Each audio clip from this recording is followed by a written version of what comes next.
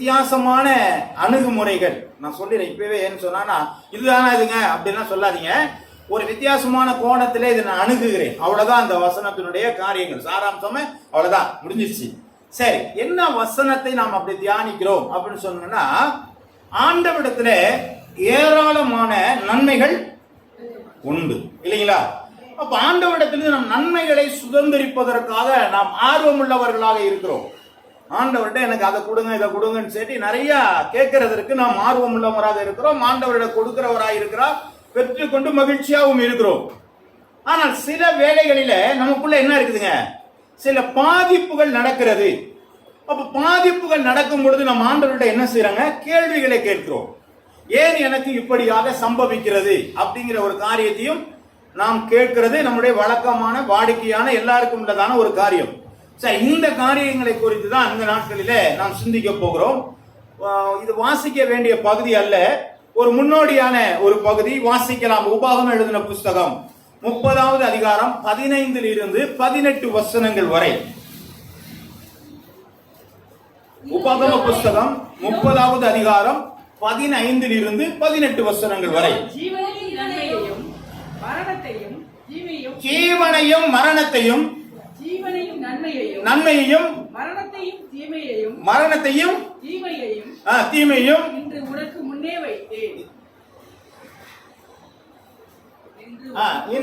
முன்னே வைத்தேன். நீ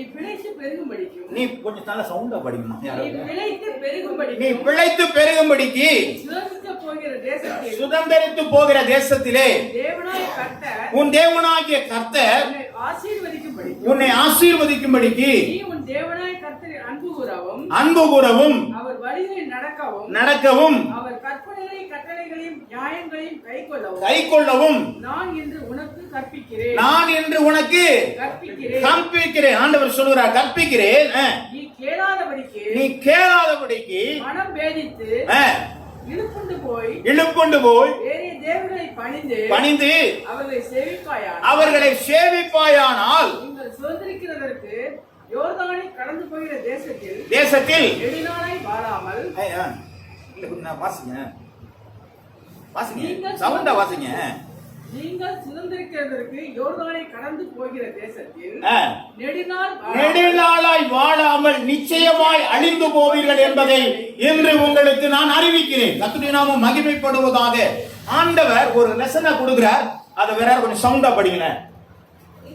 இதோ ஜீவனையும் நன்மையையும் மரணத்தையும் தீமையையும் இப்ப ஆண்டவர் வைக்கிற ஒரு காரியம் என்ன, நன்மையை மாத்திரமல்ல எதையும் முன்பதாக வைக்கிறாருங்க. அப்ப ரெண்டுமே என்ன இருக்குதுங்க, அவருக்குள்ள இருக்கா இல்லையாங்க? இருக்கு. இதெல்லாம் நம்ம புரிஞ்சுக்கணும். நீ சரியா நடந்தாயானால் உனக்கு நன்மை உண்டாகும். நீ சரியாக நடக்கவில்லை என்றால் ரெண்டையுமே அவர் வச்சிருக்கிறார். நாம என்ன பண்றோம்னா நன்மை எடுத்துக்கிட்டோம், அதனால தீமை என்ன பண்ணல நான் எடுத்துக்கல அப்படின்னு நாம என்ன செய்யறாங்க அப்படின்னு நாம நினைச்சுக்கிறோம். நான் எல்லாமே நன்மையா தான் எடுத்துக்கிறேன், தீமையை நான் ஒரு நாளும் தொடுவதில்லை என்று சொல்லி நாம் நினைத்துக் கொள்கிறோம். அது சரியாக இருக்கிறதா அப்படிங்கறத தான் இந்த நாட்களை நாம் தியானிக்க போகிறோம். தலை தாழ்த்துமா. பரிசுத்தமும் நீதி நிறைந்த எங்கள் நல்ல பரலோக பிதாவே, இந்த நாளிலும் நாங்கள் தியானிக்கிற வசனங்கள் ஆண்டவரே எங்களுடைய இருதயத்தினுடைய காரியங்களை ஆராய்ந்து பார்த்து ஆண்டவரே எது சரி என்பதை நாங்கள் உணர்ந்து எங்கள் வாழ்க்கையிலே நாங்கள் நடக்க வாக்குத்தத்தங்களை சுதந்திரித்துக் கொள்ள எங்களுக்கு உதவி செய்வீராக. இயேசுவின் நாமத்தில் ஜெபிக்கிறேன் நல்ல பிதாவே, ஆமென். 2 கொரிந்தியர் எழுதின புத்தகம் 1வது அதிகாரம் 20வது வசனம்.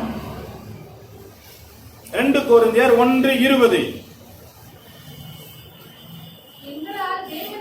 எங்களால் தேவனுக்கு மகிமை உண்டாகும்படிக்கு தேவனுடைய வாக்குத்தத்தங்கள் எல்லாம் இயேசு கிறிஸ்துவுக்குள் ஆம் என்றும் அவருக்குள் ஆமென் என்றும் இருக்கிறது. இந்த வசனம் தான் எனக்கு ஆண்டவர் கொடுத்த வசனம். இதுல ஆம் என்றும் ஆமென் என்றும் வாக்குத்தத்தங்கள் கொடுக்கப்பட்டிருக்கிறது.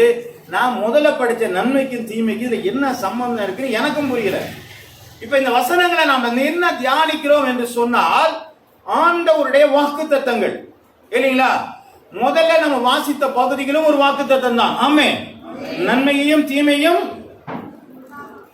உனக்கு முன்பாக, அது வாக்குத்தத்தம் தானங்க? ஆமா. இப்போ இந்த வேத வசனத்தை வாசிச்சமே, இதுல என்ன சொல்லப்பட்டிருக்கிறது? இல்ல, அந்த வசனத்தை முழுசுமா, எங்களால் தேவனுக்கு, இப்போ நம்மளால தேவனுக்கு மகிமை உண்டாக போகிறது. ஆமென். எப்படி மகிமை உண்டாக போகிறது அதுதான் ரொம்ப முக்கியம். ஆனா தேவனுக்கு மகிமை உண்டாகும். அது எப்படி மகிமை உண்டாகிறத கொஞ்சம் பார்ப்போம். எந்த இடத்துல நம்ம ஸ்லிப் ஆயிட்டோம், எந்த இடத்துல நம்ம சரியா இருக்கிறோங்கிற கொஞ்சம் யோசிப்போம். ஆனால் எப்படியும் தேவனுக்கு தான் மகிமை. ஆமென்.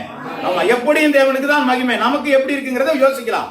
அப்போ இந்த காரியங்களை பார்க்கும் பொழுது ஆண்டவர் கொடுத்ததான வாக்குத்தத்தங்கள், ஆண்டவர் நமக்காக செய்வேன் என்று செய்து முடிப்பேன் அல்லது இதை தருவேன் என்று சொல்கிற காரியங்களில் இருக்கிற வாக்குத்தத்தங்கள் எல்லாம் ஆம் என்றும். அப்படின்னா என்ன சொன்னாங்கன்னா, ஆண்டவர் எல்லாம் தருவீரா?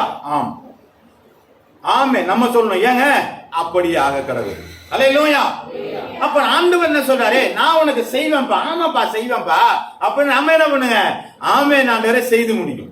அப்ப நான் அப்படியே ஆக கடவுது, நான் அப்படியே இருக்கிறேன். இதுதான் இந்த வேத வசனம் சொல்கிறது. இதுல நம்ம புரிந்து கொள்ளக்கூடிய காரியம் என்ன, இதுல கருகலாக இருக்கக்கூடிய விளங்க முடியாத ஒரு காரியம் என்ன அப்படிங்கறத பார்க்கலாம். ஆதியாகம புஸ்தகம் 4வது அதிகாரம் 5வது வசனத்தை நாம் வாசிக்க கேட்கலாம். ஆதியாகம புஸ்தகம் 4வது அதிகாரம் 5வது வசனம். காயினையும் அவனுடைய காணிக்கையும் அவர் அங்கீகரிக்கவில்லை. அப்பொழுது மிகவும் எரிச்சல் உண்டாகி அவன் முகநாடி வேறுபட்டது. இப்போ முதல்ல யாருதான் காணிக்கை கொண்டு போறது? ஆபேல் இல்ல. யாருதாங்க காணிக்கைன்னு முதல்ல கொண்டு போற? யாருங்க? ஆமா, காயின் தான் கொண்டு போறான். இப்ப ஒரு ஆண்டவர் என்ன சொல்லிறாருங்க? அங்கீகரிக்கவே இல்லை, ஏற்றுக்கொள்ளவே இல்லை. அவன் முன்ன என்ன சொன்ன? ஏன் ஏற்றுக்கொள்ளல? அவன் முகங்கள் மாற ஆரம்பிச்சுச்சு. ஆனா ஆபேலுடைய காயினா அவர் காணிக்கை ஆண்டவர் என்ன செஞ்சாருங்க? ஏற்றுக்கொண்டு இருக்கிறார் அப்படிங்கறத பாக்குறோம். அப்ப ஏற்றுக்கொள்வதும் ஏற்றுக்கொள்ளாததும் யாருடைய பண்பு? கடவுளுடையது. அது என்ன நடக்குதுங்கிறது அவங்களுக்கு நமக்கு தெரியாது. அப்ப காயின் கொண்டு போய் காணிக்கை கொடுத்தானே, ஏன் அதை அங்கீகரிக்கல? அது அவர் பிரச்சனை. ஆபேலுடைய காணிக்கையை ஏன் ஏற்றுக்கொண்டார்? அது அவருடைய பிரச்சனை. ஆனால் ரெண்டுக்கும் என்ன வித்தியாசம்? ஆமென். வாசிக்கலாம். 1 யோவான் 3வது அதிகாரம் 12வது வசனம். 1 யோவான் 3:12. பொல்லாங்க உண்டாயிருந்து தன் சகோதரனை கொலை செய்த காயினை போல இருக்க வேண்டாம். எது நிமித்தம் கொலை செய்தான்? தன் சகோதரனுடைய கிரியைகள் நீதி உள்ளவைகளா என்பதை நிமித்தம். தன் சகோதரனை கொலை செய்த இருக்க வேண்டாம். கொலை செய்தான். தன் கிரியைகள் பொல்லாதவைகளும் நிமித்தம் தானே. ஹல்லேலூயா. இப்ப ஏன் கொன்னான்னு தெரியுதுங்களா? ஆமே, காயின் இது அங்கீகரிக்கல. ரைட், ஓகே, இது அங்கீகரிக்கல. ஏன் ஆண்டவர் எனக்கு அங்கீகரிக்கல? அவர்கிட்ட நம்ம என்ன பண்ண நேரத்துல போராடி இருக்கலாம். ஆனால் இவ பிரச்சனை என்னன்னு கேட்டா, அவனதை ஏன் அங்கீகரிச்சீங்க? அப்ப அதனால என்ன பண்ணிட்டான்? அவன் காணிக்கை அங்கீகரிச்சதுனால அவனை கொண்டு போட்டாங்க. அப்ப எது நீதி இல்லாம போயிருச்சு? அவன் செய்த காரியங்கள் நீதியா இருந்தபடினால், இவன் செய்த காரியங்கள் பொல்லாங்கான காரியங்கள் இருந்தபடினாலே அவனை கொலை செய்து விடுகிறான் என்று சொல்லி பார்க்கிறோம். அல்லேலூயா. இப்ப ஏற்றுக்கொள்ளாத ஒரு நிலைக்கு காரணம் இவனுடைய காரணம் நீதியா இல்லை. ஆபேலுடைய காணிக்கை நீதியா இருந்தது, காயினுடைய காணிக்கையை பொல்லாப்பான காரியமாக இருந்தது என்று சொல்லி வேதம் சொல்கிறதை பார்க்கிறோம்.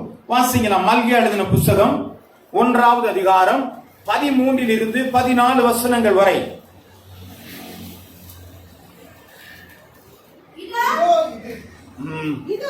இதோ எவ்வளவு வருத்தம் என்று சொல்லி அதை ஒரு திறனமாய் பேசி பீருண்டதையும் கால் ஊனமானதையும் நசல் கொண்டுவதையும் கொண்டு வந்து காணிக்கையாக செலுத்துகிறீர்கள் என்று காணிக்கையாய் செலுத்துகிறீர்கள் என்று சேனைகளின் கர்த்தர் சொல்லுகிறார். சேனைகளின் கர்த்தர் சொல்லுகிறார். அதை உங்கள் கைகளில் அங்கீகரித்து அங்கீகரித்து கொள்வேனா என்று கர்த்தர் சொல்லுகிறார். 13 இருந்து 14 வசனங்கள் வரை. தன் மந்தையில் கடா இருக்கையில் கெட்டுப்போனதை ஆண்டவருக்கு நேர்ந்து கொண்டு கெட்டுப்போனதை கர்த்தருக்கு நேர்ந்து கொண்டு பலியிடுகிற கவனஸ்தன் சபிக்கப்பட்டவன். அல்லேலூயா. என் நாமம் ஜாதிகளுக்குள்ளே பயங்கரமாயிருக்கும். என்ன கிட்ட நன்மையான காரியம் ஒன்று இருக்கிறது. நான் நன்மையான காரியத்தை செய்ய முடியும். ஆனால் செய்ய முடியாதபடிக்கு நசலுண்ட காரியத்தை தேவனிடத்திலே கொண்டு வரும் பொழுது அது சாபமாக மாறுகிறது. ஆமென். இப்ப விளங்கிச்சா? கொஞ்சம் நாளும் சொல்ல போறீங்களா? என்கிட்ட நல்லது இருக்குது. ஆனா நல்லதை நான் தேவனுக்கு கொடுக்காமல் இப்ப நான் எதை கொண்டு போய் கொடுக்கிறேங்க? நசலுண்டதை நான் கொண்டு போய் கொடுக்கிறேன். வீணா போனதை நான் கொண்டு போய் கொடுக்கிறேன். அப்படி வீணா போனதை கொண்டு வந்து கொடுப்பதின் மூலமாக எனக்கு சாபம் வந்து சேர்கிறது. அல்லேலூயா. உலக மனுஷனுக்கு கனி இருக்கு காய் கவர்ந்துச்சு. சரி, ரைட், ஓகே. வாசிக்கலாம். உபாகம் எழுதின புஸ்தகம் 27வது அதிகாரம் 11 இருந்து வாசியுங்கள். மேலும் அந்நாளிலே ஜனங்களை நோக்கி நீங்கள் யோர்தானை கடந்த பின்பு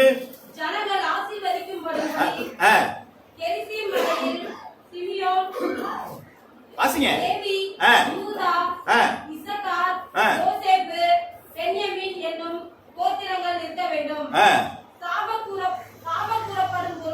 சாபக்கூடப்பட்டு ஏபால் மலையில்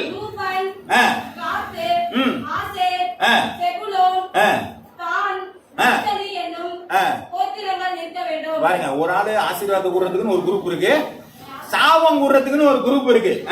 வாசிங்க. உரக்க சத்தமிட்டு யாருங்க? லேவியர் யாருங்க? ஆசாரியர்கள். உரக்க சத்தமிட்டு இஸ்ரவேல் மனிதர்கள் எல்லாரையும் பார்த்து, யாருங்க இஸ்ரவேலர்? இன்றைக்கு நாம ஆவிக்குரிய இஸ்ரவேலராய் இருக்கிறோம். அவர்கள் யூதராய் இருக்கலாம், ஆனா நம்ம அவங்கள போல ஒரிஜினலா இல்லாட்டினாலும் ஆவிக்குரிய கர்த்தருக்குள்ளாக நாம் இஸ்ரவேலராய் இருக்கிறோம். இப்ப நம்மையும் பார்த்துதான் இந்த வார்த்தை வருது. இது எதுவும் அவங்களுக்குன்னு கிடையாது, யாருக்கோ சொல்றதுன்னு கிடையாது, நம்மளை பார்த்தா பேசுறாங்க. இஸ்ரவேலரை பார்த்து கர்த்தருக்கு அருவருப்பான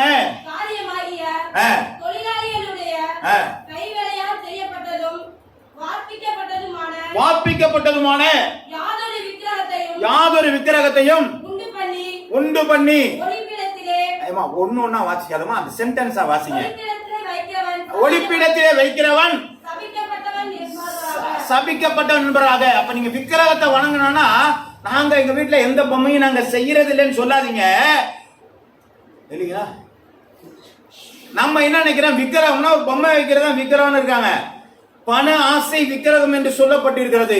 தேவனை அடுத்து எதின் மேல் அதிகமாக நாம் பிரியமாக இருந்தாலும் அது என்ன இருக்கு? அது விக்கிரகமாக மாறி விடுகிறது. நான் ஆண்டவரை ஒரு ரெண்டாவதா வச்சுட்டு முதல்ல எதை கொண்டு வந்தாலும் அது எனக்கு விக்கிரகமா மாறிடுச்சு. என்னதான் அவங்க சொல்றாங்க? வாசிங்கம்மா தொடர்ந்து. அதற்கு ஜனங்கள் எல்லாரும் பிரதியுத்தரமாக என்ன சொன்னாங்க? ஆமென். அப்ப என்ன சொன்னாங்க முன்னாடி? சரி, அதுக்கு அடுத்த வசனத்தை வாசா தெரியும். வாசிங்க. தன் தகப்பனையும் தன் தாயையும் தூசிக்கிறவன் சபிக்கப்பட்டவன் என்பார்களாக. ஜனங்கள் எல்லாரும் பாருங்க, அம்மாவையும் அப்பாவையும் தூசிக்கிறவன என்ன பண்றீங்க? சபிக்கப்பட்டவன் அப்படின்னு சொன்னோன்ன ஜனங்க என்ன சொன்னாங்க? அப்படின்னா என்னங்க அர்த்தம்? அப்படியே ஆக கடவுது. அப்படின்னா யாரு மேல ஆக கடவுதுன்னு அர்த்தம்? அவங்க மேலேயே தான் சொல்றாங்க. ஆமென் ஆண்டவரே, எங்க அப்பா அம்மையும் அம்மாவையும் நான் தூசிட்டேன்னா எனக்கு என்ன உண்டாகுது? சாபம் உண்டாகட்டும், அப்படியே ஆக கடவுது. அது என் மேல விழுந்தது. அடுத்த வசனத்தை வாசிங்க.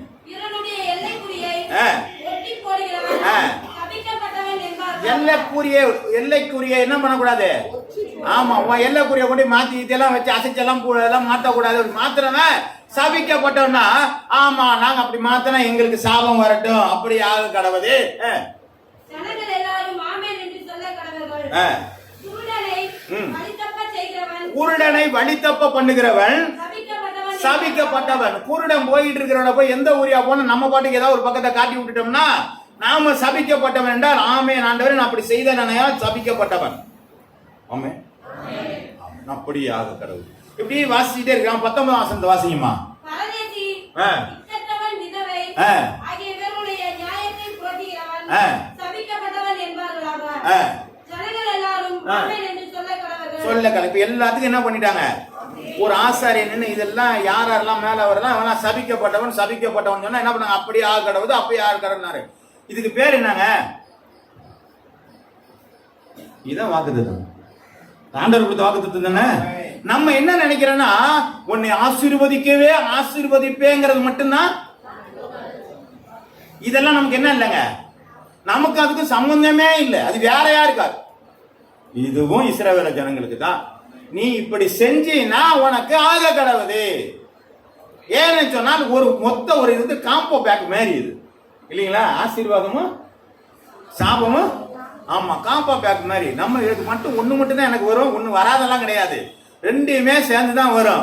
என்ன பண்ணா ஒண்ணு வாங்கினா ஒண்ணு ஃப்ரீ. நீங்க ஆசீர்வாதத்தை வாங்கினா சாபம் கூட ஃப்ரீயா வரும். ஆனா எதை பிடிச்சுக்கிறீங்கன்னு தான் பிரச்சனை. சரி, சோத்திரம் உண்டாவதாக. இப்ப வாசிங்க உபாகமம் எழுதின புத்தகம் 28வது அதிகாரம் 1 வாசிங்க. இன்று நான் உனக்கு விதிக்கிறேன் தேவனுடைய கர்த்தருடைய கட்டளை எல்லாம் செய்ய நீர் கவனமாய் இருக்கும்படிக்கு அவர் சத்தத்திற்கு நீர் உண்மையாய் செவி கொடுப்பாயானால் உன் தேவனாகிய கர்த்தர் பூமியில் உள்ள வம்சங்கள் எல்லாம் உன்னை மேன்மையாக வைப்பார் என்று இஸ்ரவேல் ஜனங்களுக்குள்ளே 14வது அதிக வசனங்கள் வரையிலும் ஆசீர்வாதத்தினுடைய வாக்குத்தத்தங்களை கொடுக்கப்பட்டிருக்கிறது. ஆமென், ஆமென். இந்த 15வது வசனத்திலிருந்து என்ன ஆரம்பிச்சிருக்கு வாசிங்க.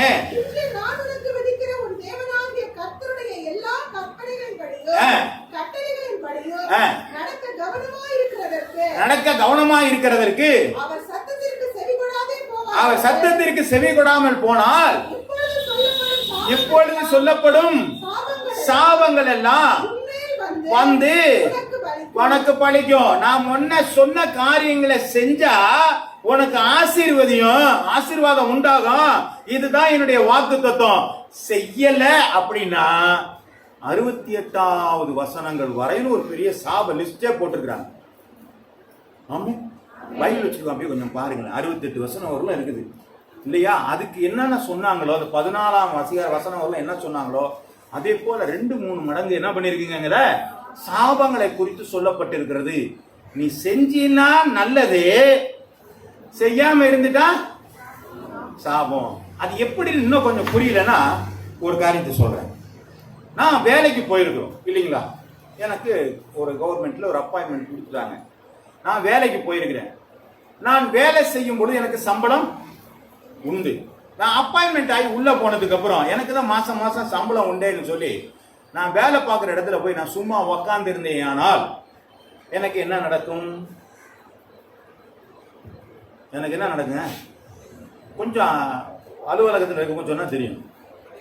பனிஷ்மெண்ட் கொடுப்பாங்க, மெமோ கொடுப்பாங்க, எக்ஸ்பிளனேஷன் கேட்பாங்களா கேட்க மாட்டாங்களாங்க? ஓ, நான் தான் உள்ள வந்துட்டேனே, ஓடு தானே, ஏன் என்னட்ட போய் பனிஷ்மெண்ட் கொடுக்குறேன்னு கேட்க முடியுமாங்க? எக்ஸ்பிளனேஷன் ஏன்னு கேட்க முடியுமாங்க? கேட்க முடியாது இல்லையா? அதே போல இன்னைக்கு கர்த்தருடைய பிள்ளைகள்னு வந்து உக்காந்துக்கிட்டு ஆண்டோடைய வசனங்கள் ஆசீர்வாதங்கள்லாம் வரும்னு சொல்லி தெரிஞ்சுட்டு உக்காந்துக்கிட்டு நான் ஒண்ணுமே செய்யாம நான் உக்காந்து இருந்தா ஆட்டோமேட்டிக்கா என்ன பண்ணுங்க? அது சாபம் வந்துடும். நீ ஒண்ணுமே செய்ய வேண்டாம், பேசாம இருந்தாலே போதும். அதுவா வந்து ஓட்டீங்க. செஞ்சினா ஆசீர்வாதம், செய்யலன்னா அடுத்ததான் வரும். பயமா இருக்குல்ல? பயந்துதான் ஆக வேண்டும். கர்த்தருடைய பிள்ளைகளுடைய வாழ்க்கையில ஆண்டவர் பரிசுத்தத்தை எதிர்பார்த்து கொண்டிருக்கிறார். அதனாலதான் இவ்வளவு ஒரு நெருக்கங்களை கொடுத்திருக்கிறார். கிறிஸ்தவ வாழ்க்கைங்கிறது ஒரு நல்ல ஒரு சொபிசிட் கடனால போய் சோஃபா கம்பெட்ல உட்கார்ந்து இருக்கிற மாதிரி இல்லைங்க.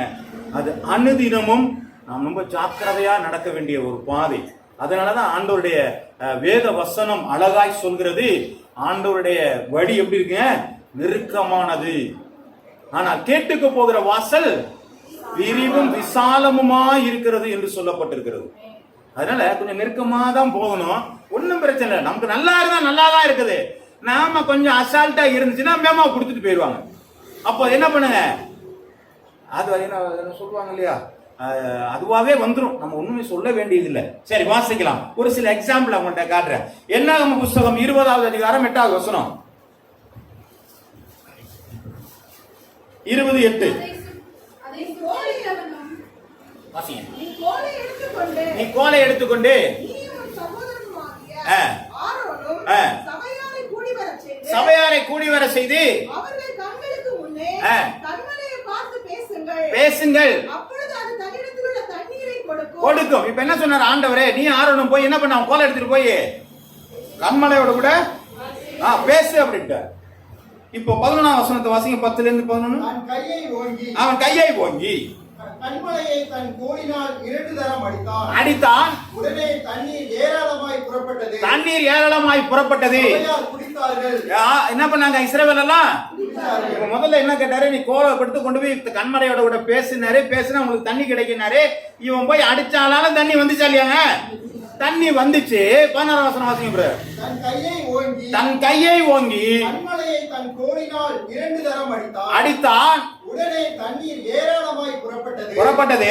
சபையார் குடித்தார்கள். அவர்கள் மிருகங்களும் குடித்தது. பின்பு கர்த்தர் மோசேயையும் ஆரோனையும் நோக்கி இஸ்ரவேல் புத்திரரின் கண்களுக்கு முன்பாக என்னை பரிசுத்தம் பண்ணும்படி நீங்கள் என்னை விசுவாசிக்காமல் போனபடியினாலே இந்த சபையாருக்கு நான் கொடுத்த தேசத்திற்குள் நீங்கள் அவர்களை கொண்டு போவதில்லை என்றார். இப்ப பாருங்க, மோசே நல்ல மனிதன், ஆண்டவருக்கு பிரியமான மனிதன்.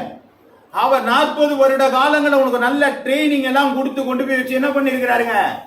அவனை ஒரு நல்ல ராஜாவா வச்சாரு. அதுக்கப்புறம் கொண்டு போய் ஒரு மேய்ப்பரா வச்சாரு. எல்லாம் வச்சதுக்கு அப்புறம் ஒரு நல்ல தலைவனாக கொண்டு போய் அவனுக்கு ஈப்ரு எல்லாம் கொடுத்து, தானே எழுதின கல்வெட்டெல்லாம் கொடுத்து, நீ எப்படி எல்லாம் நடந்து ஒரு பெரிய கிட்டத்தட்ட 20 லட்சம் ஜனங்களுக்கு மேலான ஜனங்களை நடத்தும்படியான ஒரு நல்ல தலைவனாக உருவாக்கினார்.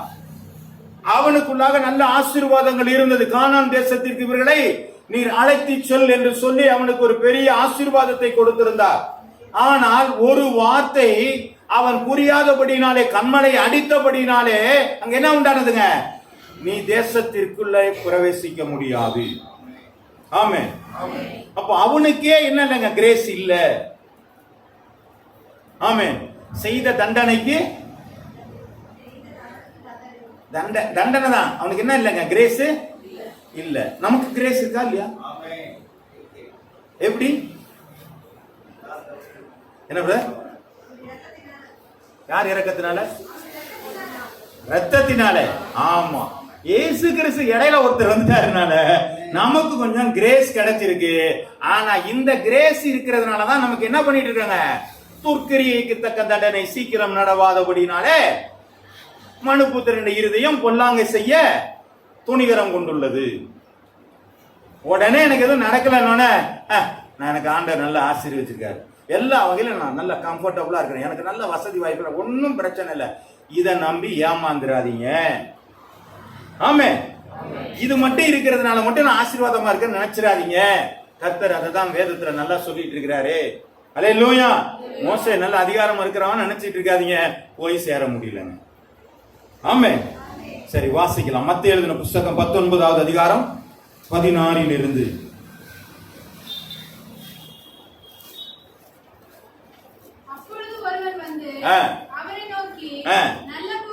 நல்ல போதகரே, நித்திய ஜீவனை அடையும்படிக்கு கேட்டான். சொல்வானேன், தேவன் ஒருவரை தவிர நல்லவன் ஒருவனும் இல்லையே. நீ ஜீவனை பிரவேசிக்க விரும்பினால் கற்பனைகளை கைக்கொள் என்றான். பாருங்க, இதெல்லாம் நமக்கு தெரிஞ்ச கதை. அவர் என்ன சொல்லிடுறாங்க? நான் என் சின்ன பிள்ளையில இருந்து இதெல்லாம் என்ன பண்ணிருக்கிறாங்க? ஆமா, இதெல்லாம் செஞ்சுக்கிட்டே இருக்கிறாரு. ஆண்டவர் ஒரு காரியத்தை சொன்னார். பாத்தீங்க 21. அதற்கு இயேசு நீ பூரண சத்குணராய் இருக்க விரும்பினால் நீ பூரண அப்ப என்ன பண்ணிட்டாங்க? பூரண சற்குணராக. நீ இப்ப என்ன சொல்ற? நீ எல்லாம் செய்யறியான செய்யறேன்னு சொல்லிட்டியே, இன்னும் உனக்கு ஃபுல்ஃபில் ஆகல. நீ இன்னும் முழுவதுமாக வரவில்லை. நீ பூரண சற்குணராக நீ மாற விரும்பினேயானால் என்ன பண்ணு? போய் ஆ, உனக்கு உண்டானவைகள் எல்லாம் விற்று தரித்திரருக்கு கொடு. அப்ப அவனால என்ன செய்ய முடியலங்க? திரளான ஆஸ்திகள் இருந்தபடினாலே அவனால என்ன செய்ய முடியல? செய்ய முடியல. அப்படின்னா என்ன அர்த்தம்? நான் ஆண்டவருடைய காரியத்தை நான் செய்ய வாஞ்சிக்கிறேன், சின்ன சின்ன காரியத்தை எல்லாம் செஞ்சுட்டேன். என்னென்ன காரியம்? அப்பா அம்மாவுக்கு கீழ்ப்படியா? கீழ்ப்படிவேன். ஓய்வு நாள் ஆசாரிப்பியா? ஆசாரிப்பேன். இது எல்லாமே என்னால செய்ய முடியுது. ஆண்டவர் சொன்னா, இதெல்லாம் சாதாரணமாப்பா, நீ ஒன்றை இருக்கிறதெல்லாம் விட்டுட்டு வா, என் பின்னாடியே வந்துருங்கிறாரு. அதுதான் முடியல. ஒரு சில காரியங்களை மாமிசம் இழக்க விரும்ப மாட்டேங்கிறது. மாமிசத்தினுடைய காரியங்கள், ஒரு சில காரியங்களை நான் விட்டு கொடுக்க முடியாதபடினாலே அவன் துக்கமுகமாய் கடந்து போனான். 23வது வசனத்தை வாசிங்க. அப்பொழுது இயேசு தன் சீஷர்களை நோக்கி, ஐஸ்வர்யவான் பரலோக ராஜ்யத்தில் பிரவேசிப்பதை காட்டிலும் அரிது என்று மெய்யாக. அப்பனா பணக்காரன்லாம் பரலோகம் போக முடியாதானா? இல்ல, அப்படி சொல்லல ஆண்டவர். இவனுடைய ஐஸ்வர்யம் இவனுக்கு தவறாக இருக்கிறது. ஒருவேளை பணம் மட்டுமே ஐஸ்வர்யம் என்று நினைக்காதீர்கள். நீங்கள் உங்களுக்கு எல்லா வகையிலும் ஆண்டவருக்கு உண்மையாக இருப்பீர்கள். ஆனால் எதை ஆண்டவர் விரும்புகிறாரோ அதை நீங்கள் கொடுக்காம போனால் அதுதான் உங்களுடைய ஐஸ்வர்யம். ஆமென், ஆமென். புரியுதுங்களா இல்லையா? என்னங்க புரியலையா? இப்போ நான் ஒரு கொஞ்சம் முரட்டுத்தனமாக சொல்லிடுவா. நீ எல்லாத்தையும் நீங்க உங்களால சர்ச்சுக்கு வர முடியும், வர முடியுங்க. பிரேயருக்கு வர முடியும், பிரேயருக்கு வர முடியுங்க. எல்லாம் செய்யுங்க, எல்லாம் செய்யுங்க. தசமபாகம் கொடுக்க முடியுமாங்க?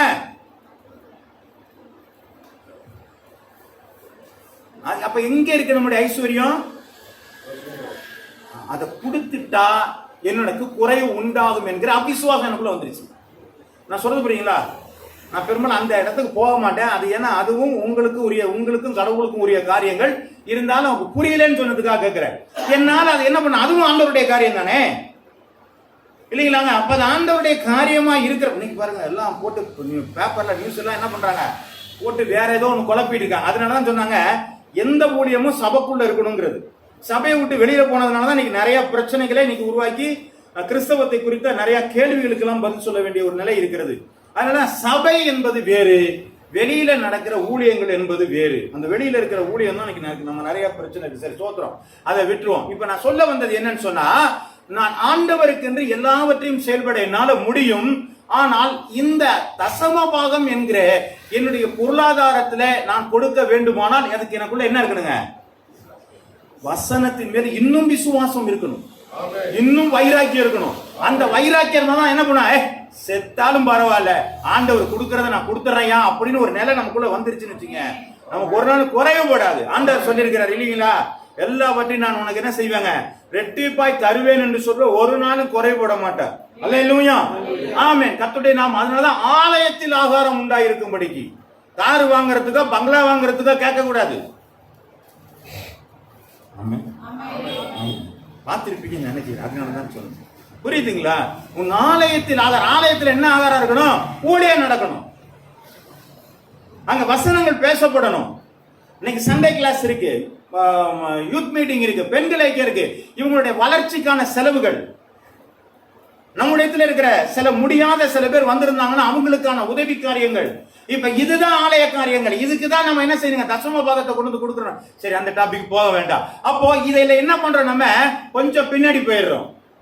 அப்ப இதுதான் சொல்றாரு, நீ எல்லாத்தையும் முடிக்க முடிந்தது, ஆனால் இந்த காரியத்தை உன்னால் முடிக்க முடியாதனால் நீ பூரணராக இல்லை அப்படிங்கிற ஒரு காரியத்தை என்ன செய்யறாருங்க சொல்றது. அதனாலதான் நீ ஐஸ்வர்யனா இருக்கிறபடினாலே நீ வர முடியவில்லை அப்படிங்கிற ஒரு காரியத்தை சொல்றார். சோத்திரம்.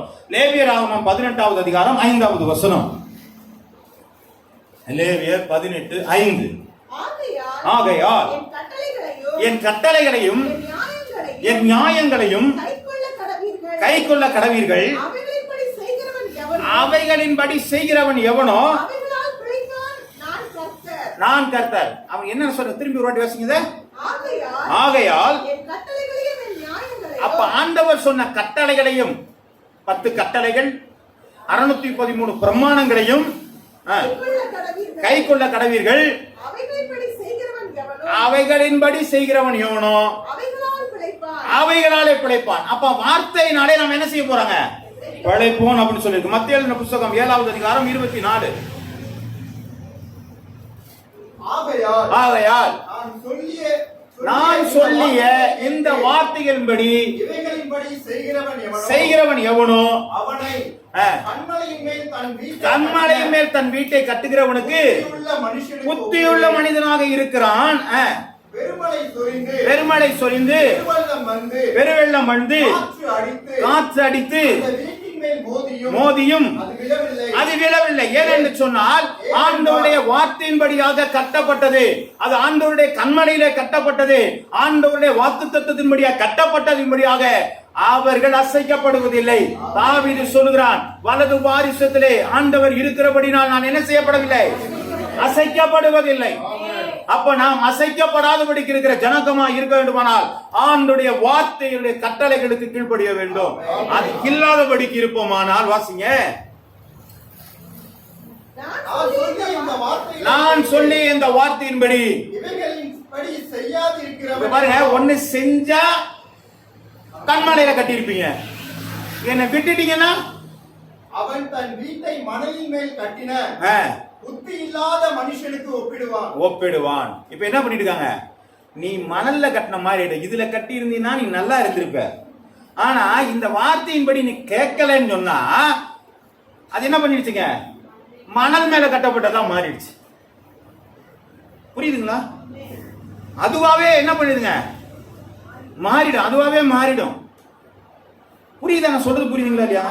நீங்க செய்ய வேண்டிய காரியத்தை நீங்க செஞ்சுக்கிட்டே இருந்தீங்கன்னா ஒன்றும் பிரச்சனை இல்லை. அப்படியே அந்த காரியத்தை ஒண்ணு வேண்டாங்க. ஒரு வேத வசனம் சொல்கிறது,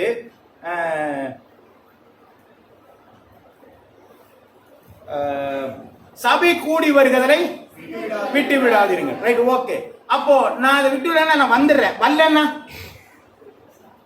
அடுத்த இடத்துக்கு நம்ம போயிடுறோம். புரியுதுங்களா? நான் வந்தா எனக்கு ஆசை, வரலன்னா அதே மாதிரி எல்லாமே. ஒருவன் எனக்கு ஊழியம் செய்தால் அவனை கனப்படுத்தணும். செய்யலன்னா நீங்க ஒண்ணுமே பண்ணலாம், சும்மா அதெல்லாம் என்னாலலாம் ஊழியம் செய்ய முடியாது நீ உக்காந்தோம்னால என்னாச்சுங்க? நான் சொல்றது புரியுங்களா இல்லையா? நமக்கு இதுக்கும் ஒன்றும் தண்டாலே இல்லைன்னு சொன்னா கூட அது என்ன பண்ணுங்க? தன்னாலே நமக்குள்ள வந்து என்ன பண்ணுதுங்க? ஒரு காரியம் வந்து சேர்ந்துருது. வாசிக்கலாம். ஏசாயா எழுதின புத்தகம் 5வது அதிகாரம் 1 to 7 வசனங்கள் வரை. என் நேசரிடத்தில் ஒரு திராட்சை தோட்டத்தை குறித்து ஒரு பாட்டை பாடுவேன். ஒரு திராட்சை தோட்டம் உண்டு. பொறுக்கி நற்குல திராட்சை செடிகளை நட்டு கோபுரத்தை கட்டி உண்டு பண்ணி நல்ல திராட்சை பழ தரும் என்று எண்ணி காத்து இருந்தா. நம்மள பார்த்தும் இப்பதான் ஆண்டவர் என்ன பண்ணிட்டு இருக்காருங்க?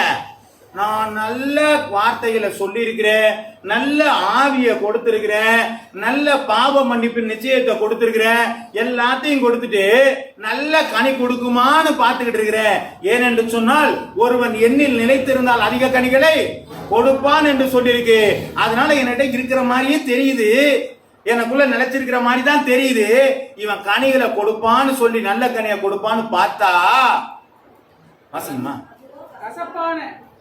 அதுவோ கசப்பான. இப்ப நான் எதிர்பார்க்கறது ஒண்ணு, அது இல்லாம வேற ஒண்ணு வந்துருச்சுன்னா இப்ப என்ன பண்றாரு பாருங்க. வாசிங்கம்மா. எருசலேமில் குடிகளே, யூதாவின் மனுஷரே, எனக்கும் என் திராட்சை தோட்டத்துக்கும் நியாயம் செய்யுங்கள். நான் என் திராட்சை தோட்டத்திற்காக செய்யாத எந்த வேலை அதற்கு இனி செய்யலாம். அது நல்ல திராட்சை பழங்களை தரும் என்று நான் காத்திருக்க அது கசப்பான பழங்களை தந்ததென்ன. இப்போது நான் என் திராட்சை தோட்டத்துக்கு செய்வதை அறிவிப்பேன். அதை வெளியே எடுத்து போடுவேன். முதல்ல என்ன செஞ்சிட்டாருங்க? வெளியே எடுத்து. அப்படின்னு என்னங்க அர்த்தம்? பாதுகாப்பு போச்சு. யோகோ சுத்தி பாதுகாப்பு இருந்துச்சு. அப்போ ஆண்டவர் நான் கனி கொடுக்கிற வேணும்னு சொல்லிட்டு தான் எனக்கு பாவ மன்னிப்பை கொடுத்திருக்கிறார், ரட்சிப்பை கொடுத்திருக்கிறாரு, ஞானஸ்நானத்தை கொடுத்திருக்கிறார், ஆசீர்வாதத்தை கொடுத்திருக்காரு, பரலோகத்தை கொடுத்திருக்கிறாரு. நமக்கு எல்லாத்தையும் கொடுத்து வச்சு நம்மளை கனி கொடுப்பானான்னு பார்த்துட்டு இருக்கும் பொழுது நான் நல்ல கனியை கொடுக்கலன்னு வச்சுங்க, முதல்ல அவர் என்ன செய்யறாருங்க, நீ கனி கொடுக்கலன்னு தெரிஞ்சோன்னு என்ன பண்ணிடுறாரு, வேலையை முடிச்சிட்டாரு. அதனால என்ன நடக்கும் வாசிங்க, அது மேய்ந்து போடப்படும். அப்ப சாபம் வந்து ஆண்டவர் தர்றாரா? இப்ப புரியுதுங்களா நான் என்ன சொல்றேன்? நாம ஒரு காரியத்தை ஆண்டவர் நமக்கு வச்சிருக்கிற ஒரு காரியத்தை செய்வதற்காக தான் நம்ம வைத்திருக்கிற. தொடர்ந்து வாசிக்கும் பொழுது தெரியும், செய்யல நல்ல போதும் வேண்டாம், அது செய்யலன்னு சொன்னா அது வந்து என்ன பண்ணுங்க, அதுவாவே நமக்கு என்ன பண்ணுங்க, ஒரு சாபத்தை கொண்டு வந்து சேர்த்து விடுகிறது. டிஃபால்ட்டாவே வந்துடும். அப்படிதான் சொல்லுவாங்க. அப்படித்தானே சில இந்த கம்ப்யூட்டர் வச்சிருக்கிறவங்களுக்கு தெரியும், இல்லைன்னா செல்லு வச்சிருக்கோம் தெரியும்.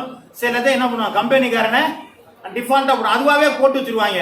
நீங்க ஒண்ணுமே பார்க்கணும், இது இல்லைன்னா அது பாட்டு டபார்னு வந்துடும். அது மாதிரி ஆண்டவர் ஆசீர்வாதத்தோட டிஃபால்ட்டா என்ன பண்ணி வச்சிருக்காருங்க, சொல்லுங்க, சாபத்தையும் வச்சிருக்கிறாரு. நம்ம அது இருந்தாதான் பல்லன்னு தெரிஞ்சாலும் தாண்டி போவோம். அது பல்லமே தெரியலன்னா புரியுதுங்களா? அதனால நமக்கு வந்து சாபங்கிறது ஐயோ சாபமா சாபம் அதெல்லாம் இருக்கட்டுங்க, சாபம் ஒரு பக்கம் இருக்கட்டும். அந்த சாபத்தை தாண்டி போறதுக்கு எனக்கு ஆண்டவர் பலன் கொடுக்க போறேன், நாம எங்க கவலைப்படணும்? புரியுதுங்களா? அப்ப என்ன பண்ணாங்க, அந்த பள்ளங்களை நாம் தெரிந்து கொள்வது நல்லது. சரி, ஓகே. அப்ப என்ன பண்ண, மனம் திரும்பாமல் போனால் அப்படிங்கறதான் கருத்து இந்த இடத்துல வாசிக்கிறோம். சரி, வாசிக்கிறோம். லூக்கா எழுதின புத்தகம் 13வது அதிகாரம் 6 இருந்து இன்னொரு சம்பவத்தையும் பாருங்க. அப்பொழுது அவர் ஒரு உவமையை சொன்னார். நட்டிருந்தான், தேடின பொழுது ஒன்றும் காணவில்லை.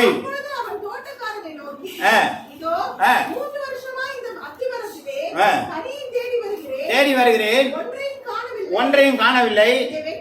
இதை வெட்டி போடு, கெடுக்குது. ஆமா, இப்ப தெரியுதுங்களா? ஒரு மரத்தை எதுக்கு வைக்கிறோம்? ஆமா, மாமரம் ஒண்ணு வைக்கிறோம் சொன்னா என்ன பண்ணுங்க, காய் கொடுக்கணும் உட்காந்துருக்கிறோம். நமக்கு காய்க்குதா இல்லையா, நம்ம பிள்ளைகளுக்காக என்ன பண்ணுங்க, தென்னை மரத்தை கட்டு வைக்கிறோம்னா நாளைக்கு காய்க்குன்னு நினைச்சிட்டு வைக்கிறோம் இல்ல, நம்முடைய சந்ததி நமக்கு ஒரு காரியத்தை வச்சுட்டு போறோம். அப்போ என்ன பண்றாங்க, ஒரு காய்த்து பிள்ளை பலன் கொடுக்கும் அப்படின்னு நினைச்சிட்டு தான் ஒரு மரத்தை வைக்கிறாங்க. இந்த தோட்டக்காரனும் அப்படிதான் வச்சு பாக்குறாரு. ஆனா என்ன வரலங்க, ஒண்ணுமே வரல. இப்ப அவர் பாக்குறாரு, இது 3 வருஷமா இங்கதான் இருக்குது, இது வருஷம் பாக்குறேன், ஒண்ணு என்ன செய்யறாங்க, கனி வரமாட்டேங்குது. அதனால என்ன பண்ணுத, வெட்டி போட்டு வேலைக்காரன் கொஞ்சோண்டு கிரேஸ் கேட்கிறாரு. இதுதான் கேஸ்னாது, இன்னும் 1 வருஷம் இருக்கட்டும், நான் இன்னும் கொஞ்சம் அவன்கிட்ட கொஞ்சம் பேசி பார்க்குறேன், கொஞ்சம் உரமெல்லாம் குப்பையெல்லாம் போட்டு தண்ணி எல்லாம் ஊற்றி பார்க்குறேன். அப்பவும் கனி கொடுக்கலன்னு வச்சுக்கங்க, நீங்க சொன்னதை நாங்கள் செஞ்சிடலாம். ஓகே, சொல்றது புரியுங்களா? நாங்க அப்பட்ட நம்மகிட்ட எதிர்பார்க்கிற ஒன்றை நம்ம கொடுக்கலன்னு சொன்னா அடுத்து கோடாரி என்ன பண்ணிருக்கீங்க, வேர்களிலே வைக்கப்பட்டிருக்கிறது. ஆமே, கனி கொடுக்க மரமெல்லாம் வெட்டுண்டு அக்னியில. ஆமா, அப்ப இது ஆட்டோமேட்டிக்கா டிஃபால்ட்டாவே என்ன வந்துருச்சுங்க, கனி கொடுக்கலன்னா கோளாரி வந்துருது. ஆமே ஆமே, அப்படியே ஆக கடவுது. ஏன்னா அவங்களும் அப்படிதானே சொன்னாங்க, சாபம் வரணும். ஆமே, அப்படியே ஆகும். இது இருந்தாதாங்க நமக்கு ஒரு பயமே இருக்கும். சரி, இப்போ நம்மள கொஞ்சம் பத்தி சொல்லுவோம். இவ்வளவு தூரம் சொல்லிட்டே இருக்க, நம்மள கொஞ்சம் பார்ப்போங்க. நம்மெல்லாம் பாத்தீங்கன்னா எல்லாரும் இயேசு கிறிஸ்துவ ரொம்ப எப்படி வந்திருக்கிறோம்னா ஒவ்வொருத்தரும் ஒவ்வொரு மாதிரி வந்திருப்போம் இல்லைங்களா? நீங்க எப்படி வந்தீங்கன்னா நீங்க எப்படி, நாங்க ஒரு மாதிரி வந்திருப்போம், நாங்க ஒரு எடுத்திருப்போம். இம்மானுவேல்ட்ட கேட்டா ஒருத்தர் கேட்பார், இவங்கள்ட்ட கேட்டா ஒரு மாதிரி கூட, நான் என்கிட்ட கேட்டா ஒரு மாதிரி சொல்லிட்டு இருப்போம். இப்ப வேதம் சொல்றது வாசிங்க, ரோமர் எழுதின புத்தகம் 8வது அதிகாரம் 30வது வசனம். எவர்களை முன்குறித்தாரோ அவர்களை அழைத்திருக்கிறார். எவர்களை அழைத்தாரோ, சரி, ஒருத்தரை என்ன பண்ணிருக்கிறார் ஆண்டவர் முன்குறித்து என்ன பண்ணிருக்காருங்க, அழைத்திருக்கிறார். அப்ப இதுல கொஞ்சம் பேர் என்ன பண்ணிருக்காங்க, ஆண்டவராலே முன்குறித்து என்ன பண்ணிருக்கலாம், அழைக்கப்பட்டிருக்கலாம். யோவான் எழுதின புத்தகம் 1வது அதிகாரம் 12வது வசனம். அவருடைய நாமத்தின் மேல் விசுவாசம் உள்ளவர்களாக ஏற்றுக்கொண்டார். இப்படி கொஞ்சம் பேர் வந்திருக்காங்க. எப்படி, அவர் மேல நம்பிக்கை வச்சு ஏற்றுக்கொண்டவர்களாக உள்ள கொஞ்சம் பேர் என்ன செஞ்சிருக்கலாங்க, நம்ம வந்திருக்கலாம். யோவான் 3வது அதிகாரம் 16வது வசனம். தேவன் தம்முடைய ஒரே பேரான குமாரனை ஆ. விசுவாசிக்கிறவன் எவனோ அப்ப விசுவாசிப்பதன் மூலமாக ஒரு சில பேர் என்ன செஞ்சிருக்கலாங்க? இப்ப ஒரு 3 கேட்டகரியில கூட நம்ம என்ன பண்ணிருக்கலாங்க? உள்ள என்ன பண்ணிருக்கலாம்? உள்ள வந்துட்டோம். உள்ள வந்தாச்சு, நம்ம எல்லாம் உள்ள வந்துட்டோம். ஒருவேளை முன்குறிச்சு வச்சு வந்துட்டோமோ, இல்ல ஏற்றுக்கொண்டு வந்துட்டோமோ, இல்ல விசுவாசி வந்துட்டோமோ, எப்படியோ ஆண்டவருக்குள்ள என்ன பண்ணியாச்சுங்க? இனி கீச்சு மூச்சு நம்ம என்ன பண்ண முடியாது, ஒண்ணும் பண்ண முடியாது. இதுக்குள்ளதான் நம்ம நிக்கிறோம். ஆனா இது ஆசீர்வாதம் கொடுக்க மாட்டானா? கொடுப்பாரு. வாசிக்கலாம். யோவான் எழுதின புத்தகம் 14வது அதிகாரம் 3வது வசனத்திலிருந்து வாசிங்க. நான் போய் உங்களுக்காக ஸ்தலத்தை ஆயத்தம் பண்ண பின்பு நான் இருக்கிற இடத்துல நீங்களும் இருக்கும்படிக்கு சேர்த்துக்கொள்ள. ஆண்டவர் சொல்றாரு, நீங்க எல்லாம் யாருப்பா? நீங்க ஏற்றுக்கொண்டு விசுவாசிச்சு முன்குறிச்சு அழைக்கப்பட்ட ஜனங்களை உங்களுக்காக ஒரு ஸ்தலத்தை ஆயத்தம் பண்ண தான் நான் போயிட்டு இருக்கிறேன். நமக்காக ஒரு ஸ்தலத்தை என்ன பண்றாருங்க? ஆயத்தம் பண்ண போயிருக்கிறாரு. திரும்பி வந்து நம்மள என்ன பண்றாரு? அவரோடு கூட இருக்கும்படிக்கு நம்மள என்ன செய்ய போறாருங்க? அழைத்து கொண்டு போக போகிறார். ஆமென். இதுவும் வாக்குத்தத்தம் தான். ஆமென். இன்னொரு வசனம், யோவான் எழுதின புத்தகம் 14வது அதிகாரம் 18வது வசனம். நான் உங்களை திக்கற்றவனாக விடவில்லை, உங்களிடத்தில் வந்தேன். சரி, இப்ப உங்களை திக்கற்றவன விடல என்ன பண்ணிருக்கிறாரு ஆண்டவர்? பரிசுத்த ஆவியானவர் நமக்கு கொடுத்திருக்கிறாரு. அப்ப என்ன சொல்றாரு? நான் போயிட்டேன்பா, உனக்கு ஒரு ஸ்தலத்தை ஆயத்தம் பண்ண போறேன். அது வரையிலும் உன்னை திக்கு இல்லாம, திசை தெரியாம, ரொம்ப அலைஞ்சிராம, என்ன பண்றதுன்னு தெரியாம இருந்துராத. உனக்காக என்ன கொடுக்குறாங்க? பரிசுத்த ஆவியானவரை கொடுக்கிறேன். அப்ப அவரு எனக்கு என்ன பண்றாருங்க? தேற்றரவாளனாக, எனக்கு வழிகாட்டியாக, எனக்கு நல்ல உபாத்தியானாக இருந்து அவர் காரியங்களை என்ன செய்யறாருங்க? ஆண்டவருக்குள்ளே நடக்க கிரியை செய்கிறார். ஆமே. அப்ப யாருக்குள்ள? இந்த குரூப்புக்குள்ளார, ஆண்டவருக்குள்ள வந்துட்டோம் பாத்தீங்கன்னா, இந்த குரூப்புக்குள்ளார தான் இதை செய்யறார். 2 கொரிந்தியர் 6வது அதிகாரம் 16வது வசனம். 2 கொரிந்தியர். தேவனுடைய ஆலயத்திற்கும் விக்கிரகங்களுக்கும் சம்பந்தம் ஏது? நான் அவர்களுக்குள்ளே வாசம் பண்ணி அவர்களுக்குள்ளே உலாவி அவர்கள் தேவனாயிருப்பேன். நமக்குள்ள இப்ப விக்கிரகம் இல்லாம இருக்குதுன்னா, ஆண்டவருக்கு பிரியம் இல்லாத காரியம் இருக்கும்போது நமக்குள்ள யாரு உலாவுறாங்க? தேவன் உலாவி கொண்டு இருக்கிறார். இதுவும் வாக்குத்தத்தம் தான். அப்ப தேவன் உலாவிட்டே இருக்கும்போது கொஞ்சம் கேப் கிடைச்சா அவர் வெளியில போயிறாரு, வேற ஒருத்தன் உள்ள வந்துறான். ஆமே. அந்த கேப் தான் நம்ம கொடுக்க கூடாது. நமக்குள்ள உலாவுகிற ஒரு தேவனுங்க, நமக்காக ஒரு ஸ்தலத்தை ஆயத்தம் பண்ணுற போறோம், நமக்காக ஒரு தேர்தல்வான கொடுக்கிற ஒரு தேவன். இதெல்லாம் நமக்கு கொடுக்கப்பட்ட வாக்குத்தத்தம் தான். அப்ப நம்ம என்ன பண்ணணும்? பலனா இருக்கணுமா, பலவீனமா இருக்கணுமா? நம்மள ஒன்றும் சப்போர்ட் இல்லாம இருந்தா தான் நம்ம எங்கேயாவது சோர்ந்து போயிடுவோம், இல்லைங்களா? சில பேர் ஒரு கடந்த காலத்துல ஒரு நியூஸ் ஒன்று போடுச்சு, டிவியில் ஒரு நியூஸ் வந்துச்சு. கேரளாவில் இந்த கூகுள் பே வச்சு, கூகுள் மேப்பை வச்சு ஒருத்தன் போய் என்ன பண்ணா, ஒரு அக்கரகாரத்துக்குள்ள காரை விட்டான். அது என்னடா காரு போற அளவுக்கு தான் இருக்கு, நேராக போய் ஒரு வீட்டு வாசல்ல போய் நின்றுடுச்சு. என்ன ஆனா கூகுள் மேப் காட்டிடுச்சுங்க, இந்த இடத்துக்கு வந்துட்டு எனக்கு திருப்பவும் முடியல அவனுக்கு, புரியுதுங்களா? அது ஏதோ தப்பா காட்டிடுச்சு.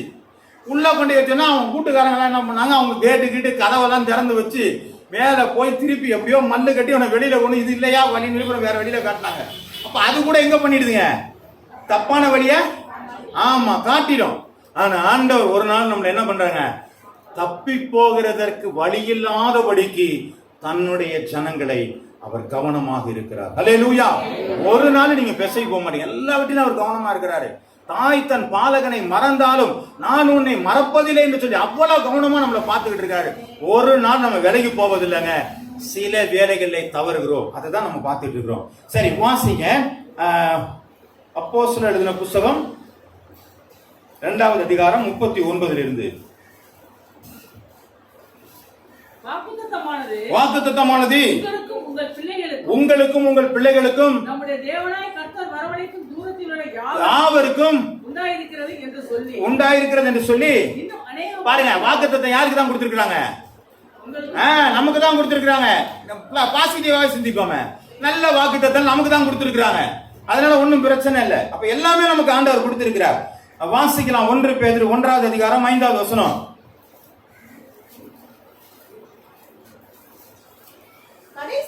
கடைசி காலத்தில் கொடுக்கப்பட்டிருக்கிற ரட்சிப்புக்கு ஏதுவான விசுவாசத்தை கொண்டு தேவனுடைய பலத்தினாலே காக்கப்பட்டிருக்கிற உங்களுக்கு அந்த சுதந்திரம் பரலோகத்தில் வைக்கப்பட்டிருக்கிறது. இப்ப நம்ம வாக்குத்தத்தம் எங்க இருக்குங்க? ஆமா, பரலோகத்துல தான் சுதந்திரம் இருக்குது. வச்சிருக்காரு, அங்க நமக்கு வச்சிருக்கிறாரு. அது எங்கேயா இருக்கு? அது அங்கேயே இருக்குதா இல்லையா? நம்மள ஒரு நாள் கொண்டு போய் அந்த இடத்துல வைக்க போறாரு. அந்த பரலோகத்துல நம்ம சுதந்திரத்தை கொடுக்க போறார்.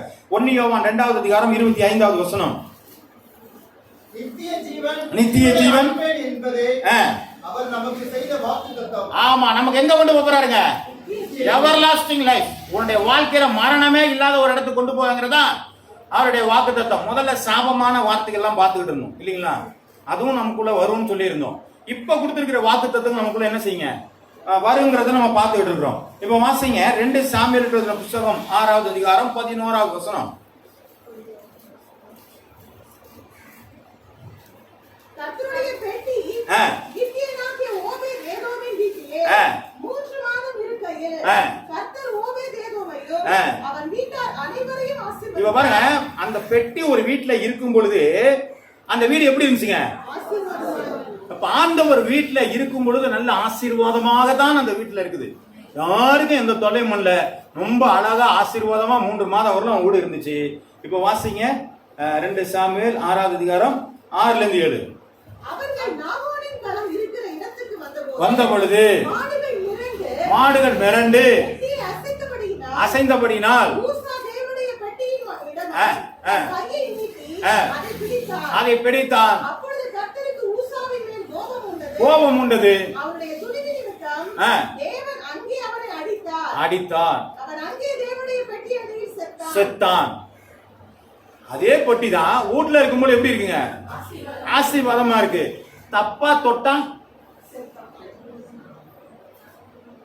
ஆண்டவருடைய வேத வசனத்தை தப்பாக தொட்டு விடாதீர்கள். சரியில்லாத வழியில பாத்துறாதீங்க. அவர் ஏமாளி நினைச்சு தொட்டுறாதீங்க. அவ்வளவுதான் ஒண்ணு. அவர் ஏதோ கீழே விழுந்துடுற மாதிரியும் அதை என்ன பண்ண இவன் தான் தாங்கி பிடிச்சி அதை ஒரு பொட்டியை ஒரு ஆள் தான் தூக்க முடியாது, தாங்க முடியாது. அது அவ்வளவு பெரிய பொட்டி. அந்த பொட்டியை போய் இவர் என்ன பண்றாருங்க? ரொம்ப இவருக்கு ஜாலி மூட்ல போய் என்ன பண்ணிட்டாரு? ஆண்டவர் ரொம்ப பிரியமா இருக்க தொட்டார். லேவியர் தொடம் அவங்க மட்டும்தான் தொடணும். அது இவர் போய் தொட்டதுனால என்ன பண்ணாருங்க? தொட்டதுனால அடிச்சாருன்னு போட்டுக்க. ஏன் அது இல்லை? என்ன இப்ப தெரிஞ்சிச்சு நமக்கு?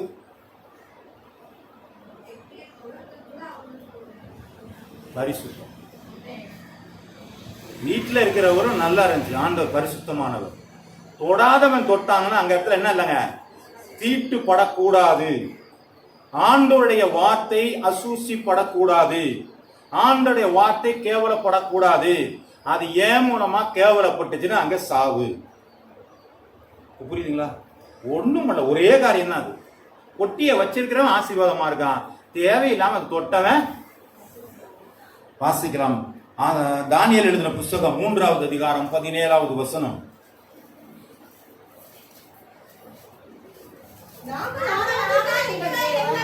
நாங்கள் ஆராதிக்கிற எங்கள் தேவன் வல்லவராய் இருக்கிறார். எரிகிற அக்கினி சூளைக்கும் நீங்களாக்கி விடுவிப்பார். போனாலும்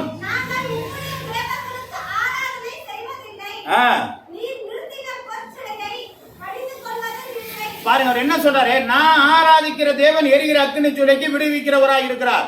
ஒரு விசுவாசமான ஒரு வாழ்க்கை அந்த இடத்துல வளர்கிறான். தேவ நாமம் அந்த இடத்துல என்ன பண்ணுதுங்க? மகிமைப்படுகிறது. ஒரே மனிதனுடைய விசுவாசத்தினால மகிமைப்படுகிறது. வாசிக்கலாம் என்னாம் எழுதின புத்தகம் 11வது அதிகாரம் 32 33 வரலாம். என்னாகும் 11 32 33. அப்பொழுது ஜனங்கள் எழும்பி அன்று பகல் முழுவதும் ராம் முழுவதும் மறுநாள் முழுவதும் கடைகளை சேர்த்தார்கள். சேர்த்தான். அவைகளை பாளையத்தை சுற்றிலும் தங்களுக்காக குவித்து வைத்தார்கள். தங்கள் பற்கள் நடுவே இருக்கும் இறைச்சியை அவர்கள் மென்று தின்னும் முன்னே கர்த்தருடைய கோபம் ஜனங்களுக்குள்ளே மூண்டது. கர்த்தர் ஜனங்களை மகா பெரிய வாதையால் வாதித்தார். இவனுக்கு என்ன தேவையா இருந்துச்சுங்க பாருங்க. ஒரு விடுதலை கொடுத்து ஆண்டவர் மன்னாவை கொடுத்து அழகா அவனை நடத்தி வரும் பொழுது அவனுக்கு எப்ப பார்த்தாலும் மச்சங்கள், வெள்ளரிக்கா, கொம்மட்டிக்கா இதே பொழப்பா இருந்தவனுக்கு என்ன பண்ணிட்டாங்க? எங்களுக்கு வனாந்தரத்துல இறைச்சி கிடையாது, ஊர்ல நடமாட்டமே கிடையாது. 40 வருஷம் வெறும் மணலை தான் சுத்தி திரிஞ்சாங்க. அங்க போயிட்டு எனக்கு காடை வேணும்னு கேட்டுட்டு இருக்காங்க. ஆமே. நம்ம ஆண்டவருடைய சமூகத்துல சில வேளை பரீட்சை பார்க்கிற காரியம் நம்ம இடத்துல இருக்கிறது. இப்ப என்ன செய்யறாரு, அவன் கொடுத்துட்டாரு, அவனுக்கு காடையும் கொடுத்துட்டாரு. கொடுத்துட்டு என்ன பண்ணாருங்க, அங்கேயே சாவடிச்சுட்டாரு. பல்லுலயே இருக்குது அவனுக்கு கடிச்சு மென்ன கறி எங்க இருக்குங்க.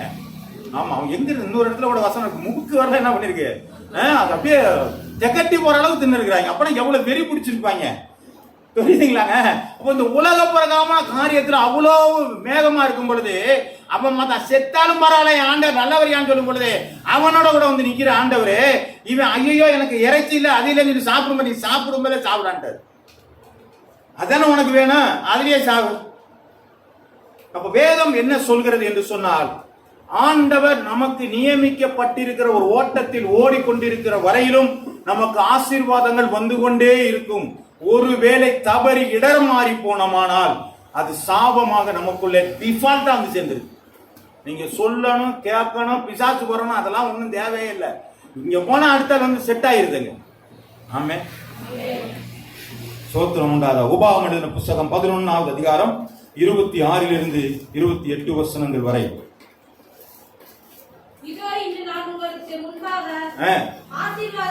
ஆசீர்வாதத்தையும் சாபத்தையும் வைக்கிறேன், கற்பிக்கிறேன்.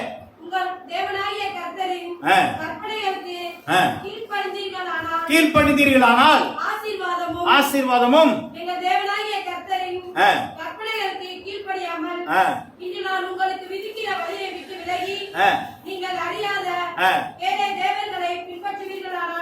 பின்பற்ற வேற பின்பற்றினீங்கன்னா பாருங்க, இதுதான் ஆண்டவர் சொல்லிட்டு இருக்கிறார். நான் முதல்ல ஒரு வார்த்தை வாசிச்சேன் தெரியுங்களா, வாக்கு தத்தங்கள்லாம் கிறிஸ்து இயேசுவுக்குள் ஆம் என்றும் ஆமேன் என்றும் இருக்கிறது.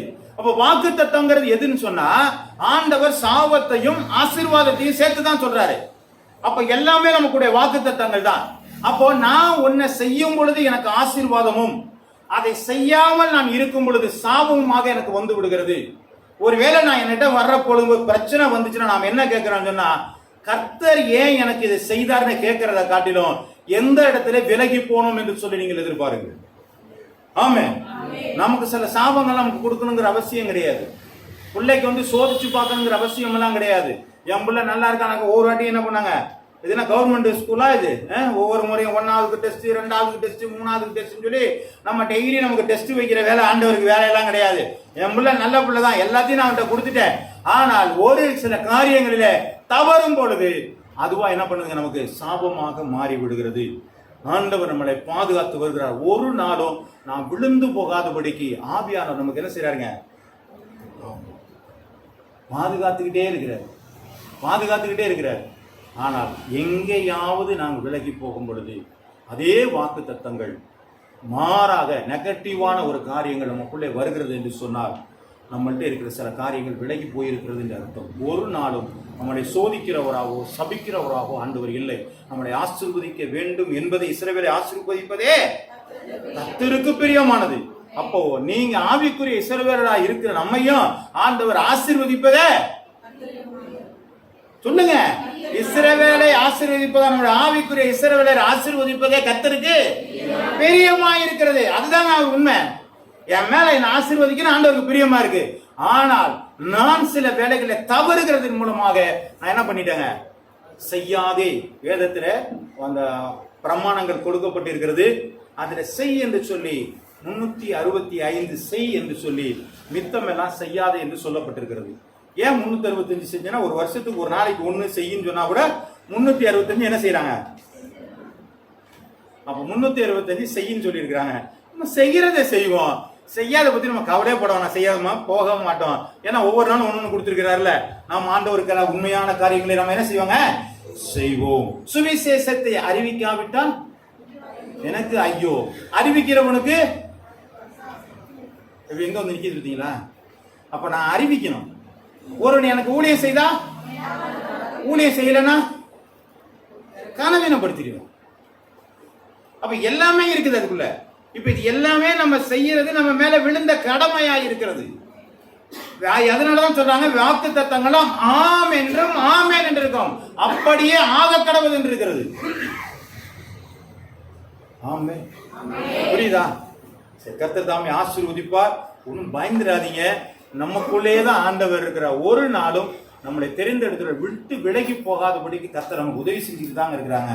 நாமளா சில வேலைகளை என்ன பண்ணுவாங்க, விலகி போறது. நாமளா சில காரியங்களை ஆசைப்பட்டு சில இச்சையானது தப்பம் தெரிவித்து பாவத்தை பிறப்பிக்கிறது. இச்சை நம்ம இடத்துல இருக்க ஆசை சில வேலைகளை மாற ஆரம்பிக்கிறது.